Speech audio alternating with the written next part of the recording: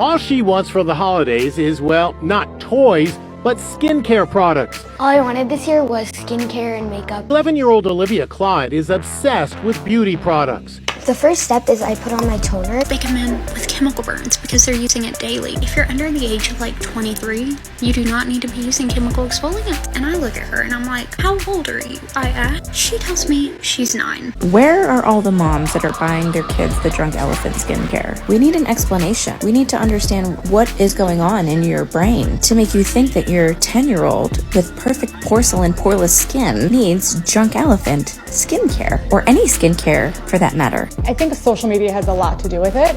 So I think Instagram, TikTok, sharing things on social media, watching YouTubers, celebrities' children.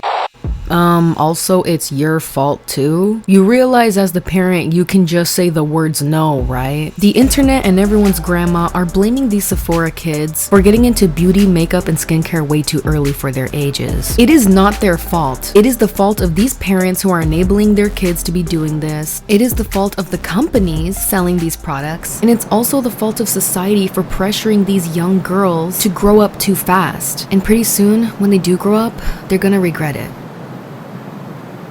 Also, girl, please change those eyebrows. What the? Is this water warm? No, it's just that was just washed. Oh. Hello everybody, it is me Salem and welcome back to my Chanel 2024 edition. I can't believe that I'm doing this for another year and my relevancy slowly is deteriorating with every video that I make. But yeah, anyways, as long as that sweet ad revenue is coming, I'm not gonna quit. This is the new setup for this year. Got my girl Alana right behind me.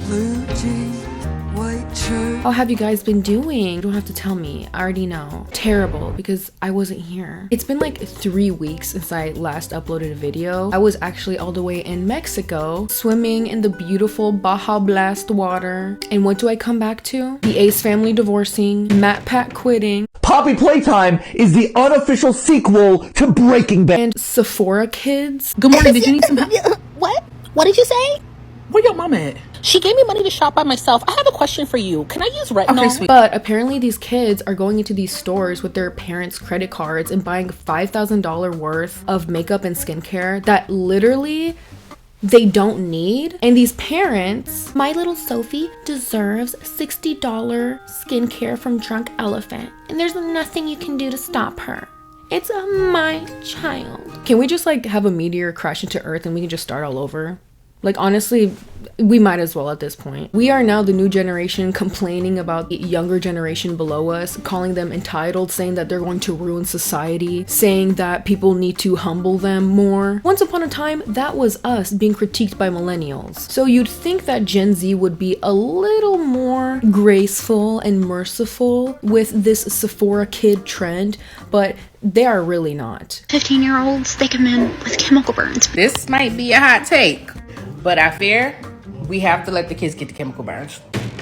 We have to. They are not to blame. What is to blame is, yes, not only the parents and the companies that enable this behavior in the parents and the children. There is a huge concerning rise of preteen, kid, teenager influencers who are pushing other teenage kids and young people to buy these things that they do not need. Parents, companies, social media, the pressure to grow up as fast as possible, these are the things that we should blame. And we're gonna deep dive into it hard in today's video. I missed complaining. This is gonna be another long video, so definitely grab some water because I know half of you guys probably haven't even drank any this whole day. Lay back, relax, and enjoy the rest of the video. But before we deep dive into everything today, you guys know the drill. I gotta pay my bills. So we have 2 sponsors for today. Shout out to HelloFresh and Rocket Money. If you're anything like me, you probably forget that you have subscriptions all the time. And you already know that customer service makes it purposely impossible for you to cancel those subscriptions so that they can keep charging you. You see, that's where Rocket Money comes in, because Rocket Money has been able to help me do a deep dive into what subscriptions I still have and cancel it for me right away without all the, ma'am, you're gonna have to wait 4 months until you cancel. Psych! Not with Rocket Money. Rocket Money is a personal finance app that finds and cancels your unwanted subscriptions, monitors your spending, and helps lower your bills. And you guys would be surprised how much unused subscriptions are draining your pockets. Rocket Money has over 5 million users and has helped save its members an average of $720 a year. Do you know how many Taco Bell boxes that is? It's a lot, okay? So stop wasting money on things you don't use. Cancel your unwanted subscriptions by going to rocketmoney.com/SalemTovar. That's rocketmoney.com/SalemTovar. rocketmoney.com/SalemTovar. Our next ad is HelloFresh. With HelloFresh, you get farm fresh, pre-portioned ingredients and seasonal recipes delivered right to your doorstep. Skip trips to the grocery store and count on HelloFresh to make home cooking easy, fun, and affordable. And that's why it's America's #1 meal kit. Obviously, the new year is here, and I know for me, I want to be able to save money and eat healthier. But as you all know, healthy food is expensive. But thankfully, with HelloFresh, there are a lot of options such as Calorie Smart or Protein Smart options, which is what I have been doing. And the best part of that is that they're all quick and easy and affordable. And right now, they're giving all subscribers of HelloFresh free breakfast for life, which is pretty insane. Go to HelloFresh.com/SalemTovar and use code SalemTovar for free breakfast for life. 1 breakfast item per box while subscriptions is active. That's free breakfast for life at HelloFresh.com/SalemTovar free with code SalemTovar free. Go ahead and try HelloFresh, America's #1 meal kit. Okay, ad reads are over. Let's get into today's video. Part 1. The rise of Sephora kids and the decline of childhoods outside of the internet.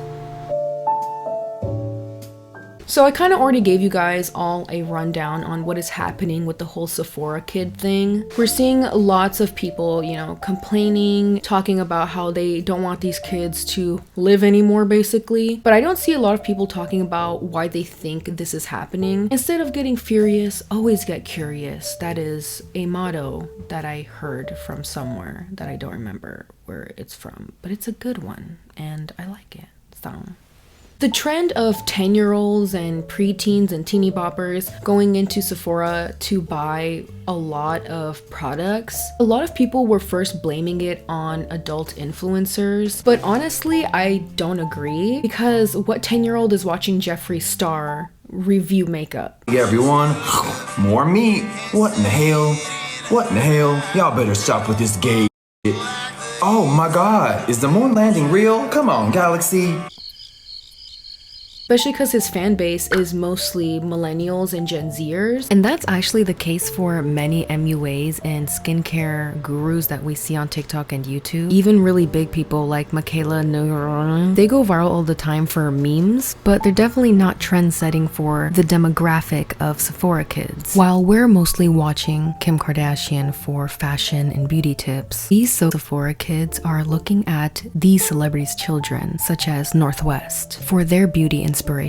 They're not the ones who are pushing Drunk Elephant and all these micro trends. Other kid influencers are the ones pushing these micro trends. And these rich little spoiled kid influencers are the ones that these Sephora kids are watching. And I know what some of you guys are thinking. Where are the parents? Girl, the parents are right there, right next to them, buying them the damn product so that they can get clout on TikTok too. Kid influencers are massive on TikTok. They got daytime routines, they got nighttime routines. And when I say nighttime routines now, I don't mean their bedtime. A nighttime routine is no longer getting cuddled into the bed with a bedtime story. Now they got moisturizers, their Drunk Elephant bronzing drops, their retinol, an ingredient meant to combat aging and acne, both of which don't apply to these fetuses. It just makes me laugh because the way that they're approaching it, you can tell that the internet was injected into their veins and eyeballs. So the average child looks at these kids who are being spoiled with Drunk Elephant and Stanley Cups and all of these things, and they're like, I wish I was like them, thus rushing themselves to Sephora, forcing their poor minimum wage working mother to buy them $4,000 worth of skincare that not even the mom uses. And by the way, that literally has already happened. A Sephora kid gone rogue used their parents' credit cards behind their back to buy these products, so I'm not exaggerating. And honestly, all of this stuff that I'm talking about shouldn't be news to us. We were young once too, desperate to conform, wanting to buy the latest cool global trends, having our poor, stressed out parents buy us said trends. And I know that you and me definitely knew a couple of kids who would go behind their parents' backs and would do anything to get their hands on whatever trending product, clothing, makeup, or skincare was trending at the time. This is just history repeating itself, only it looks a little different. These kids are no longer talking about like, oh, I'm gonna buy Littlest Pet Shop. Nah, they want retinol for premature wrinkles that they don't have. The main reason why a lot of young people nowadays find themselves drawn to Stanley Cups and Drunk Elephant and skincare and makeup and all of these things is because social media and consumerism go hand in hand with each other. And together, they have completely dismantled products surrounding hobby-based activities and replaced with products that are just for the sake of being a product. In other words, consumerism has completely taken over these kids and preteens' childhoods because of them being on social media way more than any other generation we have seen yet. Instead of trading Pokemon cards, they're trading Temu codes for products, basically. Gen Alpha and the super young Gen Zers out there right now are basically the first generation to have grown up in complete seclusion where social media is at its absolute highest. Even school, they have tablets and Chromebooks in school. So this is the first generation where they don't have to play outside, they don't have to watch little kid TV shows when they have, you know, Kaisenat at their fingertips, as well as makeup tutorials and influencers on TikTok. Whether or not that's a valid childhood or not is honestly not up to me to talk about. I think gatekeeping childhoods like millennials is super cringe. If you don't remember this when you were a 90s kid, your childhood wasn't good. Girl, shut up. Which explains a lot as to why their children are the way that they are, because millennials themselves refuse to grow up. So now their children are entitled brats, but that's another video for another day. Actually, it literally is. It's right here. Check it out. It's called Millennials Have a Parenting Problem. Give it a like.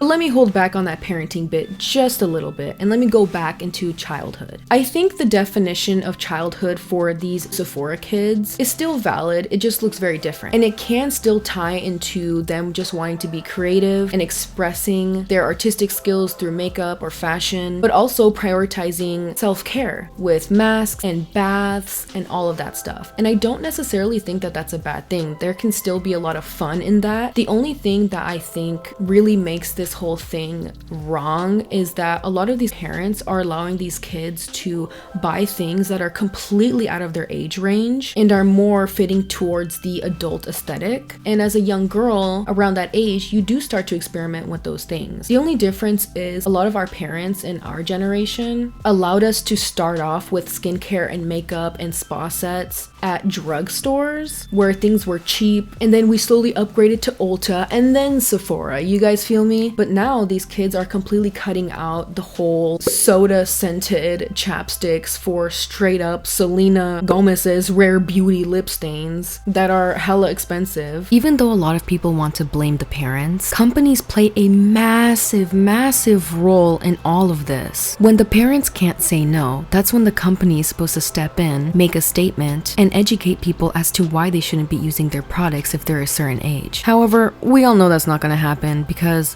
companies love money. And if companies have to choose between a 9-year-old getting a chemical burn or their mom's pocket money, they're going to choose pocket money every time. Part 2. Companies don't care that your 9-year-old is buying skincare. All they see is an opportunity for a whole new other market that they can take advantage of. People want to blame the kids so much, but you can only blame a kid so much for their habits and what they do and everything. But people have to remember that these are kids, and kids don't know anything other than what's right in front of them. And what's been in front of them since their birth basically has been an iPad, social media, and enabling parents. They can ask for the sky and moon all they want, but it's up to the parents to say no. But what is also partially to blame are the companies who are promoting said sun and moon. You get what I mean? I think a lot of this blame also has to do with the companies who are not deterring these parents or children from using or buying the products. There has been a lot of people talking about how Drunk Elephant should have made a statement a long time ago about this trend and how their products are not meant for little kids, and that they have a responsibility to educate these parents as well as these kids on their products. And surprisingly, Drunk Elephant actually did issue a statement. However, they did it it on their Instagram. Yes, they have a lot of followers there, but I feel like the message would have gone through better if it was in stores next to the actual products. Their statement is a post on Instagram that says, "Can kids and tweens use Drunk Elephant?" And the very first word is yes. Many of our products are designed for all skin, including kids and tweens. First, I would say stay away from our more potent products that includes acids and retinols.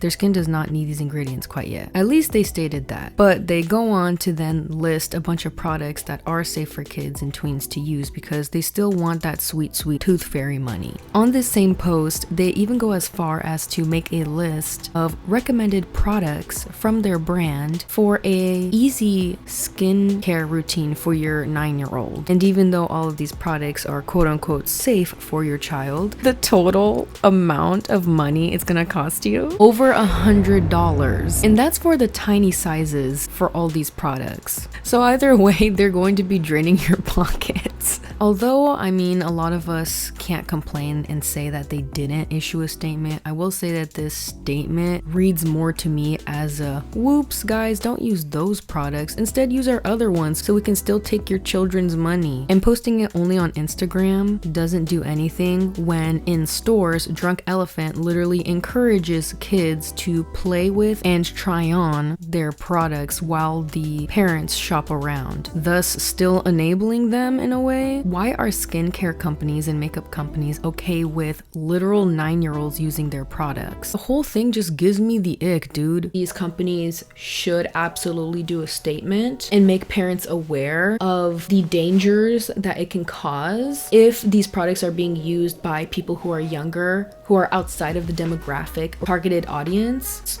I just know it. They are 100% gonna get lawsuits soon. Just watch. And guess what? That's gonna cost you way more money than if you just educate people on what products should and shouldn't be for whom. I will say it's also up to the consumer to know what y'all are consuming. However, parents and kids are the only consumers where it's a lot harder for them to know what they're purchasing. Kids don't know what the hell they're buying because things go viral all the time on TikTok and they just know that they want it without even knowing what it is. And then parents just want to make their kids happy, so they're like, okay, I'll buy it. So unfortunately, a lot of brands take advantage of that. And the way that parents were able to differentiate what was and what wasn't for kids back in the day was the packaging. How some packaging looked like it was aimed for children, while grown-up stuff looked like grown-up stuff. And I did bring a point up earlier in this video where companies are kind of getting rid of the preteen market, and I 100% genuinely believe that they're doing this on purpose to scam parents out of more money, but also to brainwash kids into getting into the beauty industry as young as possible so that they can become forever customers. And the reason for this is because the rise of the aesthetic looking makeup and skincare is really huge on social media. So little kids and preteens and young people in general are trying to avoid the Jojo Siwa-esque looking products for the sake of looking aesthetic on TikTok. And the bad side to this is a lot of parents can't differentiate what is meant for kids and what is meant for older people because of the packaging all looking the same. And companies slowly erasing the preteen aesthetic in favor of the new clean, sad beige TikTok aesthetic. And the downside to this is that companies and parents who enable the kids who want these products don't understand that they are playing a part in their own children fearing looking like their age. Part 3. The rise of trading in your childhood for consumerism and the pressure from society for young women to conform and grow as fast as possible. Kids just don't want to look like kids anymore. The awkward tween phase with acne and not knowing what to wear and like the hair being scruffy, that doesn't exist anymore because the younger generation has been overly exposed to other teen influencers and kid influencers who don't have acne. They don't have braces. They already know how to do their makeup. They have the nicest clothes. There was never an awkward phase, which explains why there is such an obsession with the rise of Sephora makeup and skincare, because these kids are terrified to just be normal. What makes me more sad is that there is an erasure of being a teen or a preteen and simply being authentically themselves out of fear of being bullied and called out and being made fun of online, which is such a real and valid fear. Unfortunately, us as Gen Z have a lot in common with Gen Alpha because we were both raised on the internet. So everything that we're talking about online, they're consuming in their most age-defining years of their life, and it can do a lot of damage. Because Gen Z is known for posting on TikTok these body checking trends, beauty filters, and there's new insecurities every 2 to 3 business days that a lot of people were like, okay, I didn't know I was supposed to be insecure about that. So I'm not surprised that Gen Alpha, which is these Sephora kids, have almost internalized that and have done everything in their power to avoid the criticism that comes with these new beauty standards, thus wanting to grow up as fast as possible. There has been a lot of talk on TikTok that I have seen of people talking about how sad it is to see these young girls wanting to grow up already and not be awkward or whatever, because we went through the same thing. And now as young adult women, we're reverting back to having bows in our hair, buying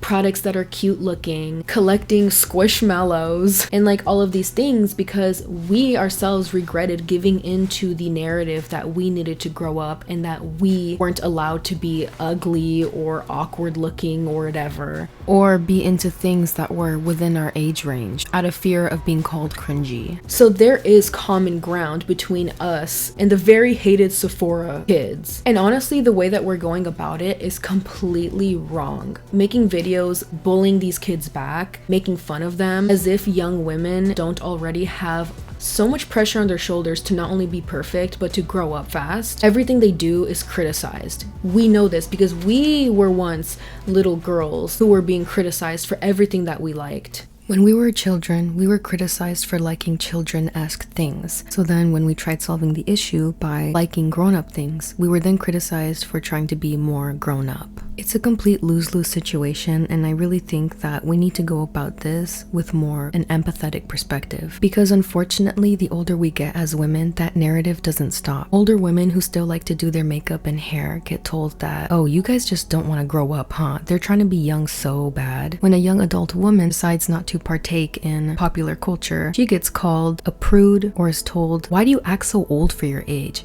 Liven up and have some fun. This is why self-acceptance is such an important message to learn when you're young. Be awkward, embrace the TV shows that you like, listen to the music that you think your friends are not going to listen to because you like it. It's okay to be different. It's actually cooler to be different. What do you want to be? Unique, authentic, and genuine? Or a mindless sheep who are body slamming people for Stanley Cups?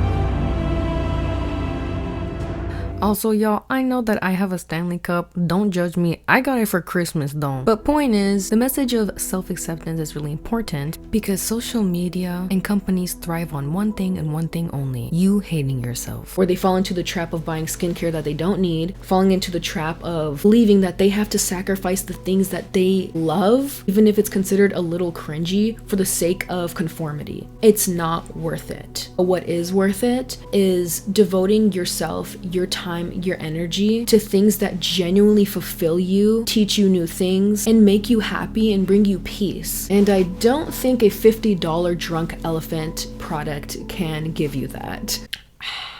Alright guys, that is it for today's video. Thank you guys so much for watching. If you made it to the very end of the video, comment down a duck emoji down below so I know that you guys watched the entire thing, and if you guys did, that means you're awesome. Also, make sure to like and subscribe and press the notification bell so you guys are alarmed whenever I upload. So. Also, comment down below what your opinion is on this whole Sephora kid thing. If you guys would like to follow me on my Instagram, go ahead and follow me. I'm trying really hard to reach at least 100K at the end of this year. It's at _Salem Tovar _. Go ahead and give me a follow there. I also sometimes upload on TikTok under Salem Tovar. No one else has my name, so yippee. Also, I have a podcast literally called the Salem Tovar Podcast. It's on basically everything like Spotify, Apple Music, etc., etc. So go ahead and follow me on there too. Before I end today's video, you guys know I always give you guys homework. Honestly, just like chill for today, and I will see you in the next video.